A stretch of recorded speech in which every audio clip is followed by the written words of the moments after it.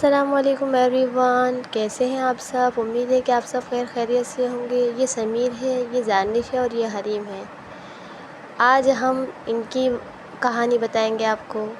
چلے چلتے ہیں پارٹ نمبر 6 کی طرف۔ یہ سمیر فاطمہ کا شکریہ ادا کرنے کے بعد اسائنمنٹ کمپلیٹ کرتا ہے، پھر کام کرتے ہوئے اس کی آنکھ لگ جاتی ہے اور پھر اس کی امی آتی ہے تو دیکھتی لاؤنج میں کوئی بھی نہیں۔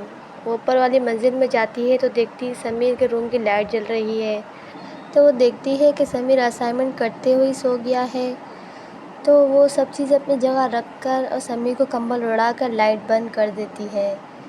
پھر سمیر کی آنکھ کھلتی ہے فجر میں اور وہ نماز پڑھتا ہے، پھر کالج جانے کے لیے تیاری کرتا ہے، پھر کالج کے لیے نکل جاتا ہے۔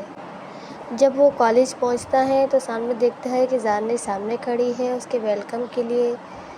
دانش اگنور کر کے چلا جاتا ہے اور جا کر کلاس اٹینڈ کرنے لگتا ہے۔ تب سر آتے ہیں اور وہ سمیر سے کل نہ آنے کی وجہ پوچھتے ہیں۔ سمیر کہتا ہے اس سے پہلے دانش بولتی سر آپ کو نہیں پتہ ان کی طبیعت بہت خراب تھی، اس وجہ سے وہ نہیں آ سکے۔ سر پوچھتے ہیں دانش سے آپ سمیر ہیں؟ نہیں، تو پھر جس سے پوچھا جائے وہی جواب دے۔ سمیر کو پھر وہ اپنے کیبن میں بلاتے ہیں۔ سمیر لیکچر سے فارغ ہو کر سر کے کیبن میں جاتا ہے۔ پوچھتے ہیں کہ سمیر آپ میرے آفس کا کام کریں گے؟ اور پھر وہ اپنا کام سمجھاتے ہیں کہ وہ کچھ ٹائم کے لیے باہر جا رہے ہیں، جب تک ان کی واپسی نہیں ہوتی میرا کام آپ سنبھالیں گے۔ سمیر نے سر کے آفس کے کام میں کافی بار ساتھ دیا تھا، جس کی وجہ سے انہیں بزنس سے ریلیٹڈ کافی انفارمیشن تھی۔ سمیر ہاں کہہ دیتا ہے، سر کی غیر موجودگی میں ان کا بزنس ضرور سنبھال لے گا۔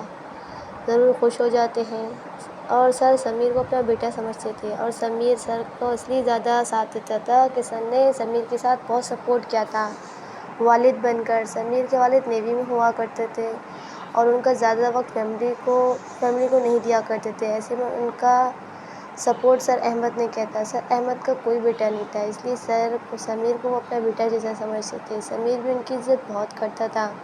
سر احمد کی ایک ہی اکلوتی بیٹی تھی جس کا نام زارا تھا۔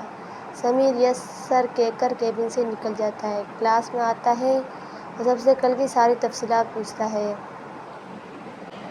دانش اس سے کچھ پوچھتی تو وہ اس کو اگنور کر دیتا ہے اور وہ غصے میں اٹھ کے چلی جاتی ہے۔ پھر سمیر اپنے کام میں لگ جاتا ہے۔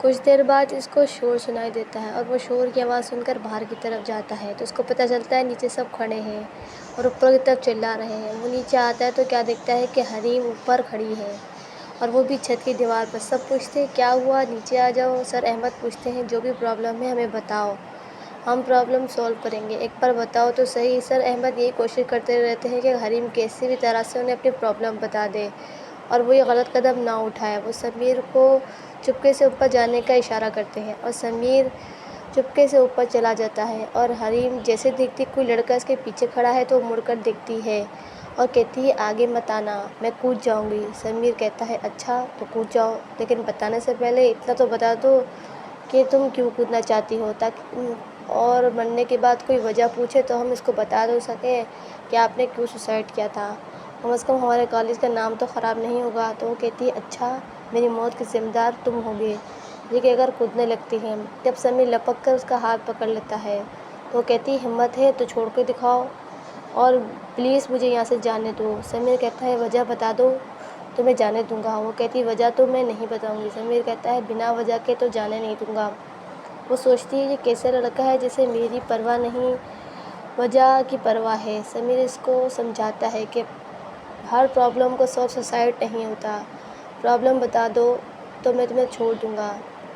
وہ کہتی ہے جاؤ، میں وجہ تو نہیں بتاؤں گی۔ سمیر سوچتا ہے اگر اس نے یہ ایسا کیا تو وہ تو سارے دن ایسے ہی لٹکا رہے گا۔